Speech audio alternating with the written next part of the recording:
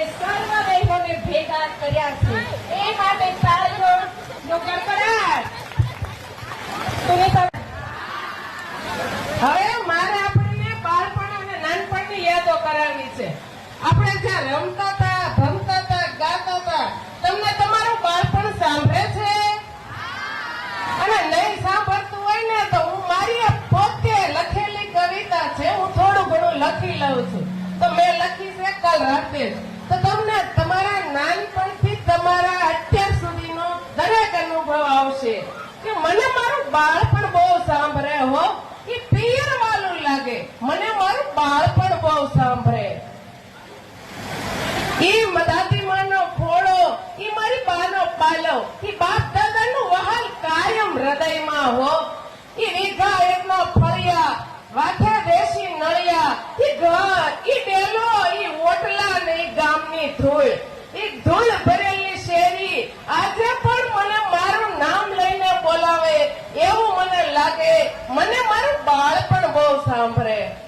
ઈ શેરીઓમાં સખી સાથે રમાતી રમતો, ઈ સંતા કુકડી, ઈ પગડદાવ, ઈ સાત તાળી, ઈ ખોખો અને દોરડું કૂદવું, અને પાસિકાના સબ્બા અને મીઠા કમણી તો મને બહુ સાંભળે.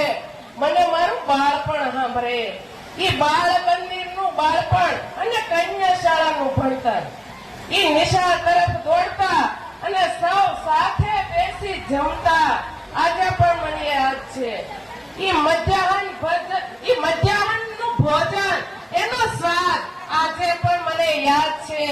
ઈ નિશાળનું આંગણું, ઈ પ્રાર્થના અને ઈ બાળ ગીતો આજે પણ હજી કાનમાં ગુંજે છે. ઈ પુષ્પ અને વિનુભાઈ ને ધીરુભાઈ નો મીઠો ઠપકો અને વજુભાઈ નો કડક સ્વભાવ આજે પણ સાંભળે છે. ઈ પાદર ગોળ ઓટલો, લીમડાનો છાંયો, ધર્મશાળાનું મેદાન, પાદર પાણીનું ટેન્ડલ, ઈ બસ સ્ટેન્ડે બેહીને જોવાતી બસની રાહુ આજે પણ નજરે છે. મને મારું બાળપણ સાંભળે.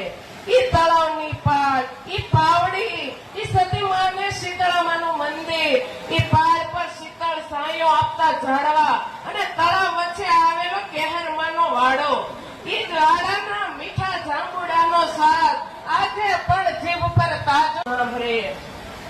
ઈ પાસું દસું પાવલી ને આઠાના આનંદ ને પ્રાણ દાદાના પીપર ને ટીકડા, અરે કાશ્રમ દાદાના વટાણા ને આંબલિયા અને ગોવિંદ દાદાના બરફના ગોળાનો સ્વાદ હજી તાજો છે.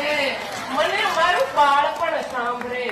ઈ માથા પર ઈંઢોણ દાદાની ઘંટી, ઈ બાજરાનો કોરો લોટ ખાતા હજી પણ યાદ છે. મને મારું બાળપણ બહુ સાંભળે. ઈ ઉનાળાના તડકા, વડલાના સાયા, ઈ કલર વાળી કોલટી અને ફ્રીજ વાળાના ઘેરે બરફ માંગવા જતા અને કોક ના પાડતા એ હજી સાંભળે. ઈ શિયાળાની સવાર અને શેરીઓના તાપણા, કાંટામાં વીણતા કટિયા બોર, ઈ મીઠા બોર લાગતા, ઈ ચોમાસાનો વરસાદ, ઈ ગોઠણ હમો ગારો, માથે હોય કુશલા અને પાણીના ખાળીએ નાતા. મને મારું બાળપણ બહુ સાંભળે. ઈ સખી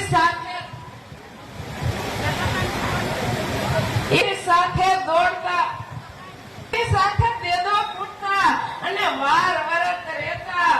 ઈ તરવની પૂળી, ઈ શાળાના કુબલા અને માટીના રમકડા બનાવતા. વળી રોંઢે અમે ઓગને રમવા જતા અને ગુંજા ભરીને ટોપરું ને વેવડી ખાતા.